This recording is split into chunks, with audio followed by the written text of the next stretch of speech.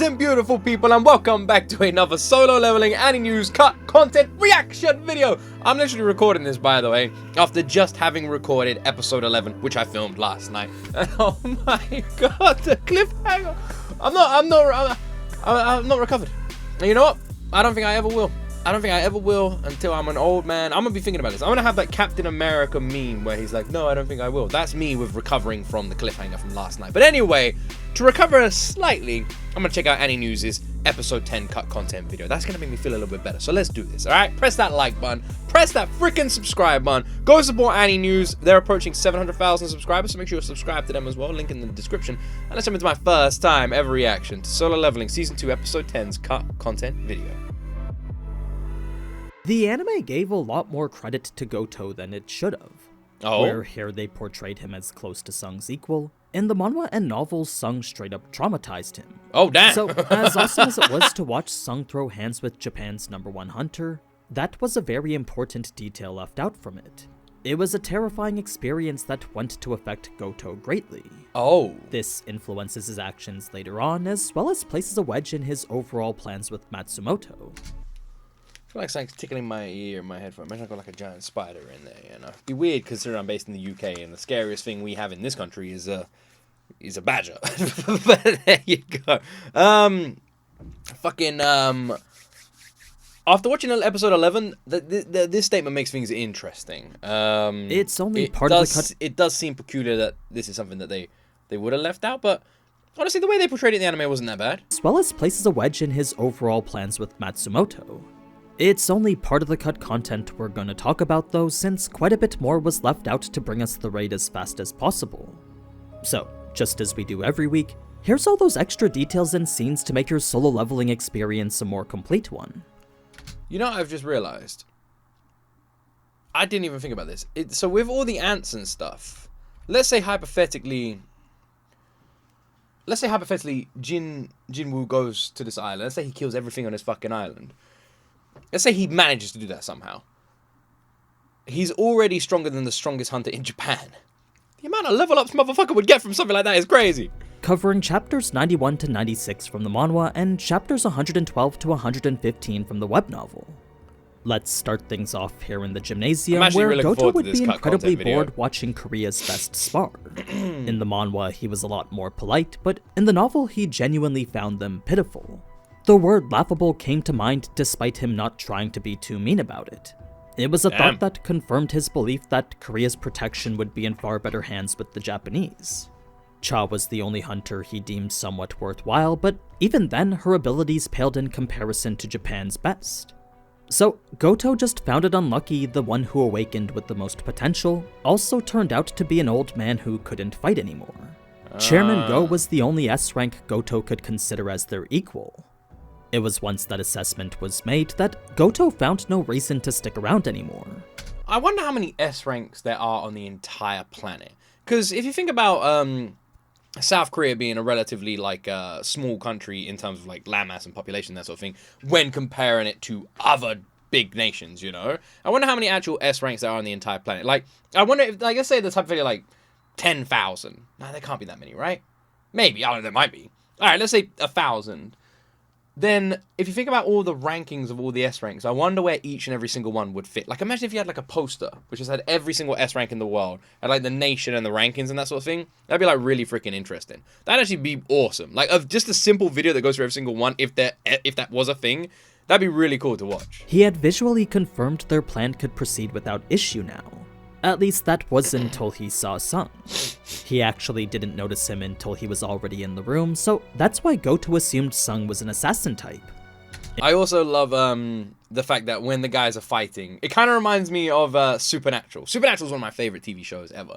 But you'd have like gods fighting each other, and they'd have these, and they'd just punch each other. Like, they'd be like, I am this god, I am this god, we could destroy Earth, punch you in the face, punch you in the face, punch you in the face. And it's like, I don't get it. It's like, this is a battle for Earth.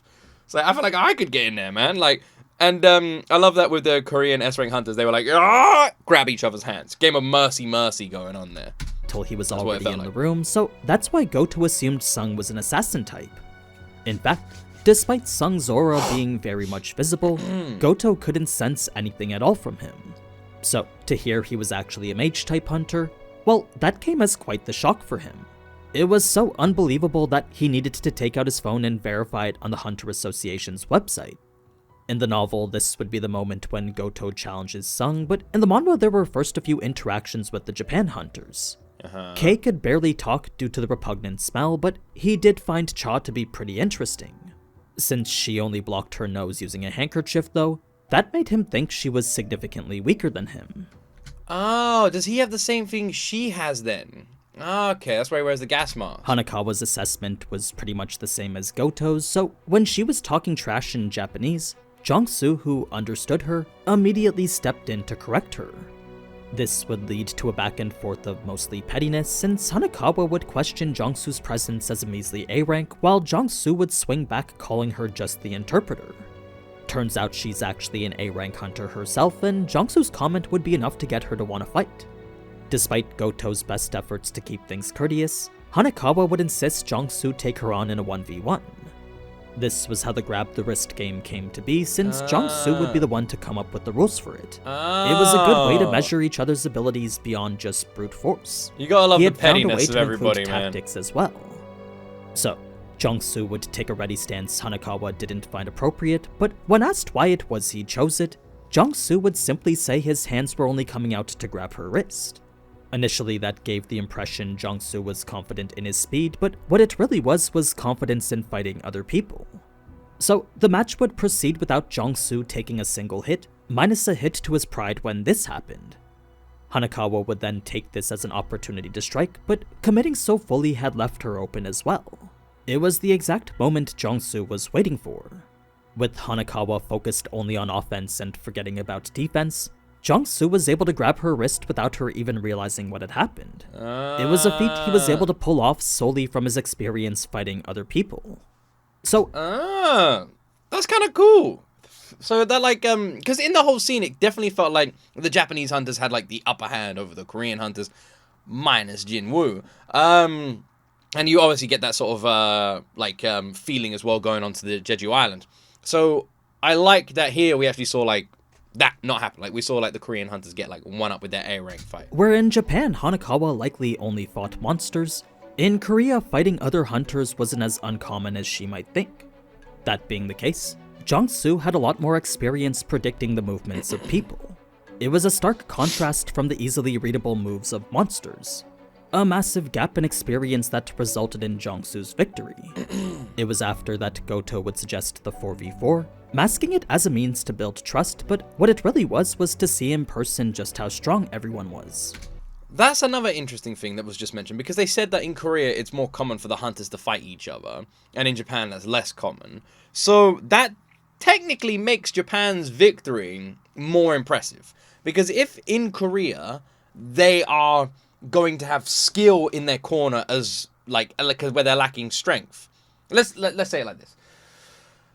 In Korea it's more common for them to fight each other, so they have the skill that's going to back up a situation like this, and yet they still lost. Where Japan doesn't have that skill with their hunters, they won. So they won based on strength more than skill, is what I'm trying to say. So if the Japanese hunters had the same skill, wouldn't have been as close. The rules were expanded to exclude assassin and mage type hunters, then in addition to the wrist, a person could win by touching their opponent's back or knocking them down.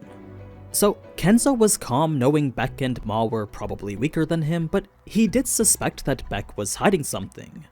Lim was hoping Japan would go easy on him, but with him being a ranger capable of attacking multiple people at once, that changed the 1v1 dynamic into a bona fide group match. So, if Japan wanted to keep the matchups limited to one person only, it was pretty essential to take him out first.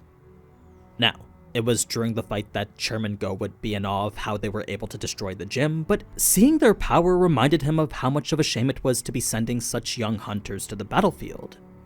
Atsushi lived by the rule of survival of the fittest, up to the point when he had to prove that he was the fittest. What I mean is that despite going at Beck with the intent to kill, he would hesitate at the very last second just like how he always did. It was a common occurrence that indicated the hunter lifestyle wasn't really for him. This made Beck reconsider his previous thought that every hunter wanted to fight, and it led him to call Atsushi a coward. To him, it was a shame that one of the strongest S ranks present was someone incapable of fighting. The fights would then continue just as we saw, except for a bit more context on what happened here. In the face when enraged like this, Atsushi turns into a completely different person. He loses all sense of rational thinking, and by the end can't even remember what happened during it. It was a crazy shift in mentality that, when active, enabled him to clear a B rank gate all by himself. Consider it a kind of berserk mode that put everyone around him at risk. Why then was he part of a strike squad? Well, my guess would be for that wildcard factor. He was a coward in his normal state and unpredictable when enraged.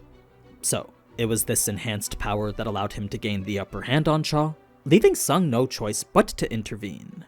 The anime wasn't entirely clear about that, but in the manhwa she was on the floor about to get pummeled. This brings us back to the 1v1, which in the novel... That's pretty good, because you did like when he intervened with Char, it didn't feel like she was majorly in danger, you know, because at this point in watching the anime, like I assumed going into it Char's quite tough, and like them, like the way they talk about Char and Char's attitude, I assumed she was tough, so I wasn't really scared. Even with crazy one-eyed guy, I wasn't like scared for her well-being. So when Jin-woo like intervened, it didn't feel like needed. It felt more like Jin-woo being like, you know, how you doing? I'm here to look after you. And it felt more like that, you know. So I didn't feel like Char's gonna die. Not at any point. Floor about to get pummeled. This brings us back to the 1v1, which in the novel was mostly necessary, but was also partly for pride too. You see, while Goto's mission did require him to learn everything he could about Sung, he also wanted to lift the mask Sung was hiding behind. He refused to accept that this new S-rank hunter was a mage, so in order to eliminate any unexpected variations and prove he was right, Goto decided to get more data on Sung. He suggested a friendly spar masqueraded as training, but Sung instantly knew exactly what it was. It didn't take a genius to realize this, since had Goto just wanted to show off, then he would have just done so against Choi or Beck. It's because he asked him that Sung knew he was the target.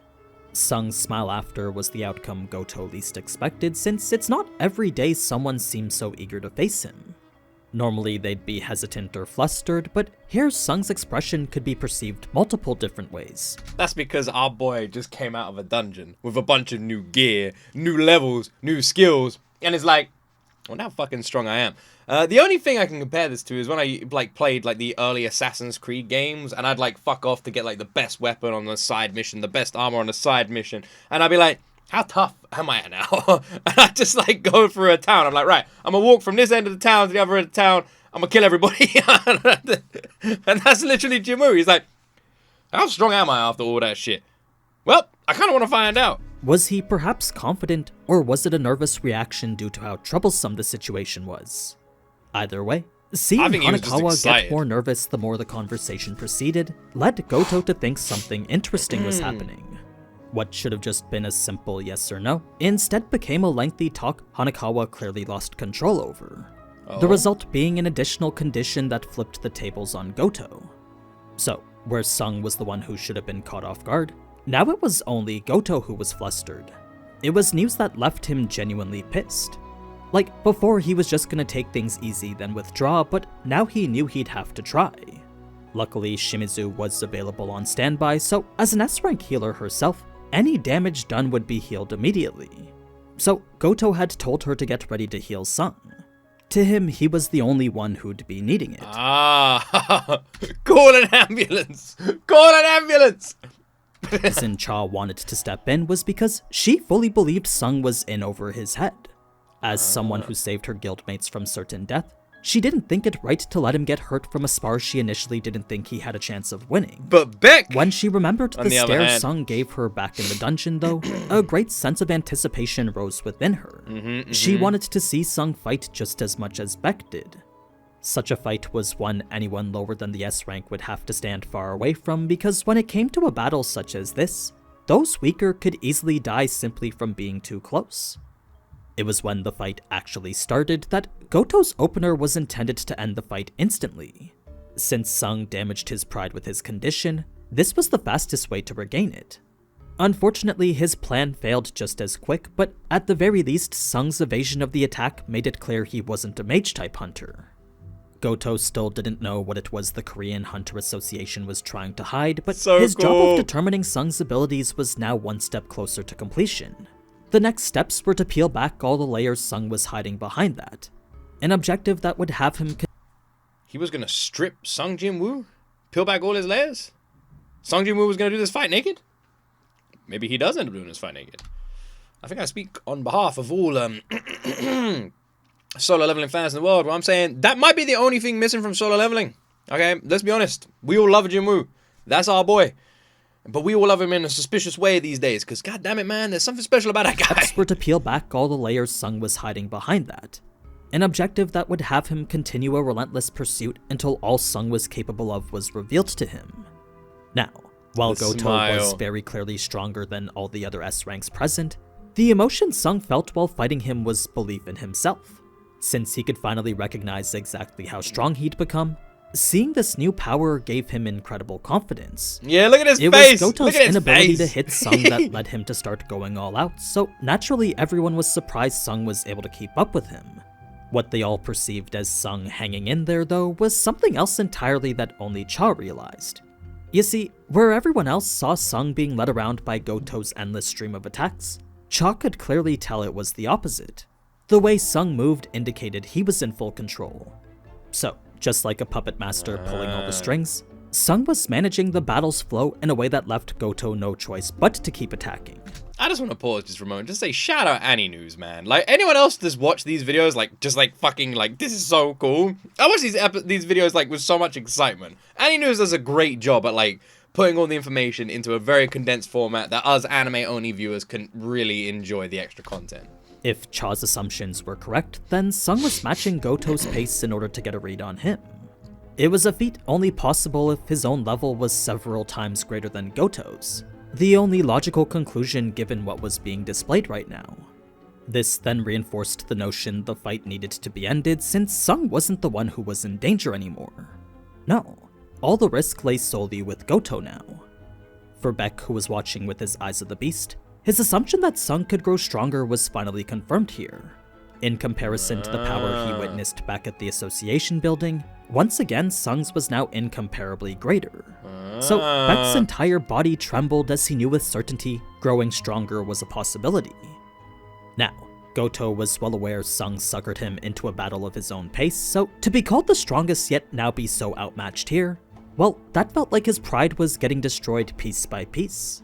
Eventually, he couldn't take it anymore, so what started out as training now became a full-on duel with the intent to kill. Sung picked up on this almost instantly, and shortly after came a warning from the system. There's Should enemy Goto murderous continue intent the way nearby. he was, then Sung had no doubt an emergency quest would be issued. And it was then that he'd be left with no choice but to kill Goto. Imagine. The system's like, you have to kill Goto. It's like, for fuck's sake! This is really gonna screw up the island plan, boys. Just chops off his head. He's like, I'm sorry, the system made me do it. All the other hunters are just looking at him like, what the fuck did this guy just do? So, in order to prevent such a precarious situation from unfolding, Sung knew he'd finally have to get involved. It's the reason he decided to catch Goto's hand here. It wasn't because Goto had any sort of advantage, it was simply because Sung didn't want to be forced to kill him. Goto, on the other hand, had every intention of taking Sung's eye out here, and that was an attack that went beyond just training anymore. So, unless Sung had stopped the battle right where it was, the system definitely would have intervened instead. The thing is, now the atmosphere was incredibly different. Everyone could sense this ominous chill, but the one who felt it most was Goto. In fact, his body instinctively responded in a way it never had before, while his head was stuck still trying to understand it. As a feeling he'd gone his entire life without experiencing, these chilling goosebumps left him perplexed, then suddenly anxious. It was as his brain continued to process the fact his attack was stopped that Goto would try to pull away. He would yank his arm with all his might, but Sung's absurd strength ensured he could go nowhere. That's when Goto would see Sung's ice-cold glare, along with the tightly clenched fist cocked back taking aim right at his unguarded face. And just as Morgan Freeman once said before, it was at this moment that he knew. He fucked up. That's right. After coming to see this as the What are the things called in Red Rising? Helldiver. That's what they're called, right? Yeah, the Helldivers. They've got insane strength, right? That is pretty much what I'm imagining right now. Fucking Sung Jin-woo, the Helldiver of solo leveling. face. And just as Morgan Freeman once said before, it was at this Wait, moment. hold on, let me rewind. I feel like I missed that a little bit. Let me rewind all that. Urge strength ensured he could go nowhere. That's when Goto would see Sung's ice-cold glare, along with the tightly clenched fist cocked back, taking aim right at his unguarded face. And just as Morgan Freeman once said before, It was at this moment that he knew. He fucked up. that's right. After coming to see this as the grave mistake that it was, a single word was all that popped into his head. Death was the only thing he could think about now. He couldn't understand why that was, but seeing the attack waiting for him made him feel that that might have been the outcome had he unleashed it. So it's for that reason Beck and Cha saw the need to jump in. They definitely could have been injured had Sung continued with what he was planning, but considering the risk presented to Goto, it was definitely worse to have the leader of the Japanese team succumb to injury or death. The fallout for it would have been cataclysmic, especially since the raid was only days away now. So, Yeah, they like Goto. He's literally stronger than every other S rank in there, but apparently nowhere near as strong as Jin-woo, which is fucking terrifying, but also awesome. So yeah, they kind of need him. You know, if you're about to go into battle and you're like a supersonic soldier in front of you leading you into battle, and they just got their head chopped off, you might not want to go into battle anymore. unlike how it was in the anime, there was never any risk to Sung at all. Not only that, but Goto would come out this fight fearing for his life. Having experienced a near-death call that was completely unknown to him, this would send him down a spiral from which he would never recover from. Poor bro. It's for that reason I think such a detail is important, because an outcome like that changes pretty much everything for Goto. In fact, when Goto went to compose himself after the fight, not only was a cold sweat persisting all over his body, but his hands were also bruised black and blue from how tight Sung grabbed him. It's then he would call Matsumoto to inform him changes needed to be made, but with Sung not being on the raid list at all, Matsumoto assured him there was nothing to worry about. It was absurd news that was shocking to say the least. Now, for all the other S ranks who witnessed this fight, I imagine Goto felt like great at that point to literally have them go, he's not on the raid list. He was like, oh, thank fuck for that. only Beck and Cha knew how outmatched Goto was. Every guildmaster would still try to recruit Sung after, but Beck alone would stand to the side knowing it wasn't possible. It was clear Sung was the most valuable hunter in existence, so to think he'd join a guild was just absurd. Luckily, he did have a plan B, and that was to maintain a relationship with him in a different way.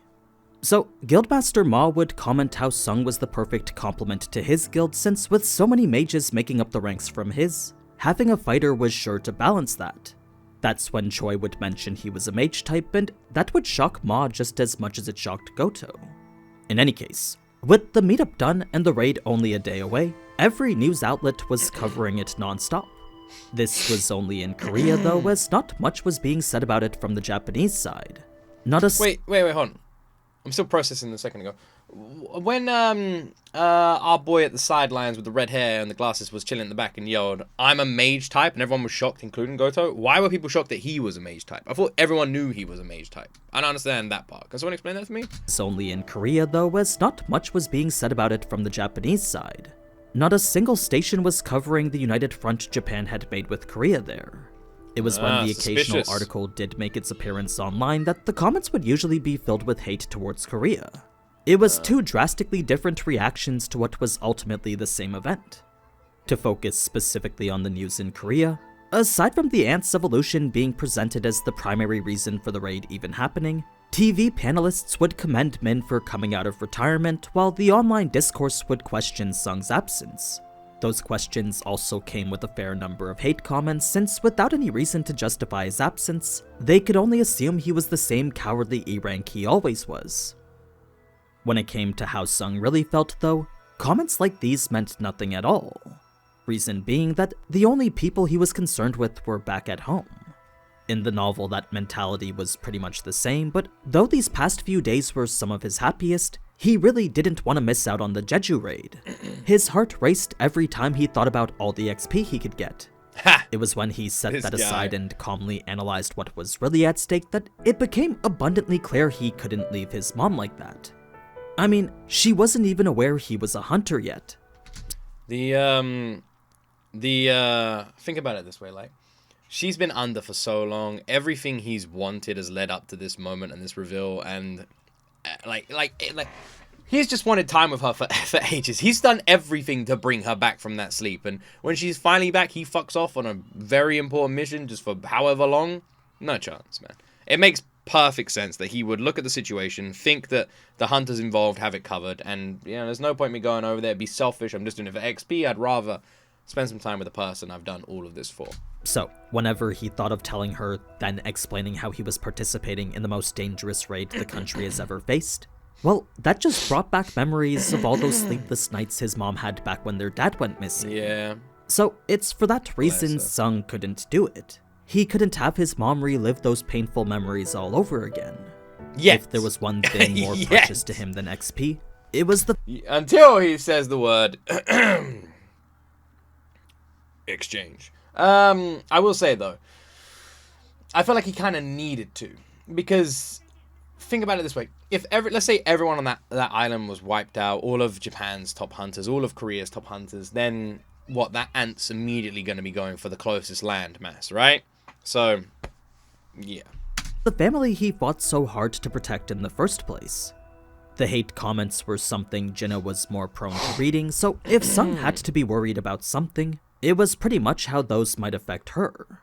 Other than that, Sung had no problem letting Korea and Japan duke things out on their own. That makes So a cool it was poster then right that he there. would receive a call from Jin-ho, leading us to a scene I suspect will be in next episode. It also segues into a scene with the serial killer I mentioned a few episodes before, but that's something they probably won't include either. Either way, I'll still wait till next episode just in case. Switching over to the scene with the Ant Queen, in the manhwa there were I several will say, at the moment, it doesn't really seem like there is a need for this serial killer story I'm hearing like a little bit about in the cut content videos. Doesn't really feel like it would fit in right now at all. It would feel very out of place in the anime. orders she constantly ingrained into the super ant. The first was to make the enemies who stand in their way tremble in fear. The second was to become ever stronger, then the Wait, third was to she was consume giving- all there was to consume. She was giving the ant its orders, not the system? Has that ever happened before? This would be the 3 rules this super ant would abide by. Now, for Goto, who was prepping himself in the meantime, he was still trembling from his face-off against Sung. In the manhwa, Sung's grip would still be imprinted into his hand, reminding him of that all-too uncomfortable feeling he experienced. He felt he was being just a little oversensitive. In the novel, Goto goes about dealing with this a different way, since here he would choose a more robust approach. He would be training inside the dojo of the Japanese Hunter Association, facing off against 3 S-rank hunters all at the same time. It was after easily incapacitating all 3 of them that Goto would confirm nothing was wrong with him. In fact, he had actually held himself back, since by not doing so he would have injured these S-ranks. So, as far as he was concerned, there was absolutely nothing wrong with his physical condition. Alright, he felt The better. same then. unfortunately couldn't be said for his mental Okay, never condition. mind. Alright, never mind. Yeah, how does in the first half, not gonna lie. He felt fine. He was alright. He realized that his physical condition, he's looking good. He's got the pecs, he's got the muscles, you know, his donga is swinging down by his knees. He's happy, right? But he's not happy. He's devastated. He's gonna die! For a reason completely That's what he was unknown to feeling. him, Goto found That is himself the face of a haunted man by who this is feeling of shitting himself. uneasiness. He definitely had a hunch of where it was coming from, but all he could do now was try to ignore it. Since once the raid was over, Sung's presence wouldn't matter, Goto assumed this feeling would be something he'd never have to deal with again. This brings us now to the day of the raid, where a lot more context would be given about the cameraman. Long story short, his boss had spent half the annual budget to secure exclusive rights to record this, pinning Amazing. the entire station's future solely on him. Why was That's the our price boy. so high? That's Well, our boy. An S-rank gate wasn't something someone could record anytime they wanted. They were already incredibly rare to begin with, then considering how electronics didn't work inside the gate, That meant to get footage, one would have to wait for the even more rare occurrence of an S-rank dungeon break. So, given that this was exactly that, this raid could very well be the only time the world could ever get to witness an event like this. That made the exorbitant price seem like it was nothing, since when considering the money to be made by selling the footage to other networks, the station's manager knew they'd come out rich. The only risk was whether or not the cameraman would return alive. Something— Of course he would. It's the fucking cameraman. That's the cameraman. You think a cameraman's gonna die? What do you think this is? Starship Troopers? You think there's some sort of bugs and soldiers and the soldiers are fighting the bugs? And there's a cameraman in the middle of it all? No. No, the similarities are just a coincidence, I'm sure. that was highly dependent on the raid's success. Of course, no regular cameraman would willingly throw themselves into that, which is why the station's director was ready to beg him to. Such an act wasn't necessary though, since the cameraman assured him there was nothing to worry about. He knew this was easily the biggest job of his life, and that wasn't something he was gonna pass up on. That's my guy right there. As one of the awakened who chose to live a normal life, he decided long ago to use his powers as a hunter to further his profession as a cameraman. Cool guy. He definitely didn't like raids or the fights that came along with it, but if being a hunter allowed him to get footage others couldn't, that was an opportunity he couldn't let waste. He essentially decided to use his secondary profession to further his primary one. That's something we don't really know much about either, because a lot of these people who have been awakened, like, they have these abilities. Do they, like, what's like a normal day like, you know? Imagine you get awakened, but you decide not to become a hunter. Instead, you just use your abilities for, like, a normal, regular job. That's kind of curious. Are there, like, loads of hunters with, like, special abilities all around the world just using their abilities for other stuff? Now, normally the chairman wouldn't have let any TV station film this, but considering what was at stake, Mr. Go deemed it necessary. After 3 disappointing failures, the public needed to know they could still trust the Hunter Association. He when you realize let those the white sentiment of powerlessness continue to linger across the country. Ranks, so, with makes this the whole raid opening having the highest more chance of terrifying. succeeding, Chairman Go allowed this broadcast solely with the intent to change that sentiment. In any case, anxiety couldn't even begin to describe what these S-rank hunters were feeling. Min's presence did provide quite a bit of relief though, since having an S-rank healer meant they could go as hard as they wanted to now. So long as he was present, he could easily heal them to perfect shape at the end of every fight. Mistakes were no longer as costly now. But yeah, that's pretty much everything from before the raid. I'll get into the actual raid next video, along with those extra details with Jin-woo I mentioned earlier. So be sure to subscribe if you want to see that, and if you want to support the channel a little more, feel free to check out the new teas down below. The link to that is down in the description. There you go. Shout out AniNews. Go check out AniNews' merch as well. Go check out AniNews' merch. You can check that out on his video. Love this dude's videos, man. Love this dude's videos. Honestly, I find it really cool whenever I react to any kind of channel, just watching them grow. And AniNews has just had massive growth with the release of the solo leveling cut content videos recently, and is so close to approaching 700,000 subscribers, and it makes me really happy. You know, I'm reacting to AniNews' videos, I'm watching them, and it's nice to see a channel do so freaking well. What? I had no idea how one-sided that fight with Jin-woo and Goto actually was. That's crazy. That's crazy. Because you don't feel that at all in the anime. Like, you don't. It really doesn't feel completely one-sided. It felt more equal. It definitely felt like it could go either way. And I to be honest, this is one of those like instances where I actually kind of feel like the anime did fine. Like, knowing what the light novel, the manhwa stuff was, like content was, and what the anime decided to do, I don't think it needed to go down the direction of the light novel. I don't think it needed to showcase that Jin-woo was so strong. And I actually feel like the anime did it better. And people might disagree with me on this, but the reason I'm saying the anime did it better is because the way the anime has portrayed it, and I don't know how it's going to portray it going forward, which is good too, because the way the anime portrayed it was like it was very equal. So the anime seems to be going down that direction, like it is a bit more equal. And the fact that it's done that doesn't immediately make you think like, okay, well, if Jin-woo is so much stronger in this situation than Goto on the island, then like there's no, like, the fear, because right now, how do I word this? Jin-woo, there's going to be light spoilers ahead if you haven't seen episode 11, so maybe you want to skip this part. But Jin-woo is on the island, right? He said exchange. He's on the island. The Ant King guy is terrifying and is brutal and is going through S ranks like they're made of paper. Now, in the light novel, if I was reading the light novel at this point, I wouldn't be that nervous about a fight between Jin-woo and the Ant King. But in the anime, I am very nervous. It sounds terrifying. And I don't know which direction the anime is going to go down, but based on the information we have seen, it feels like the anime is going down that route. That's why it's done all of this. To instead make the fight so one-sided, it's making it more equal. And I love that it's done something like that because it makes it more nerve-wracking and more terrifying and the stakes are way higher. And I actually feel like that is a good path to go down. So I can kind of see why they've sort of adapted it that direction. And maybe you guys disagree with me on that.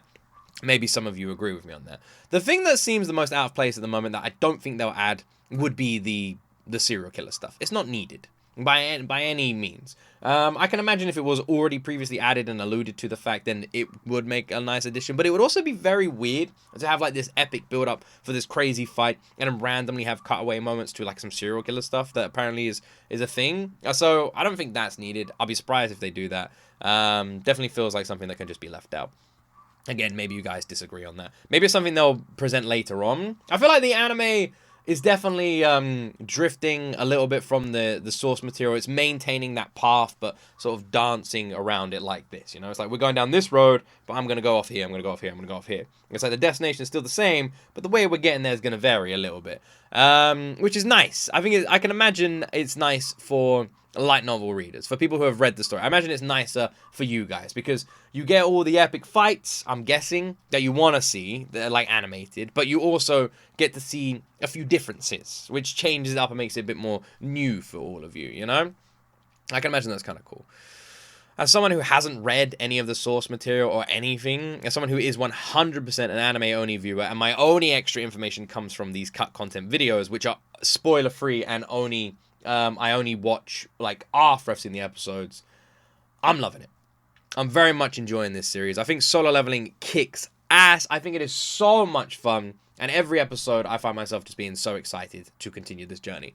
And I love it. And I hope you guys are enjoying my reactions as well. It seems like you guys are, so thank you so much. Solo Leveling has been my most successful anime reaction series since Demon Slayer. It's on the verge of overtaking the popularity I had on the Demon Slayer reactions. And it is then going to be competing with Attack on Titan.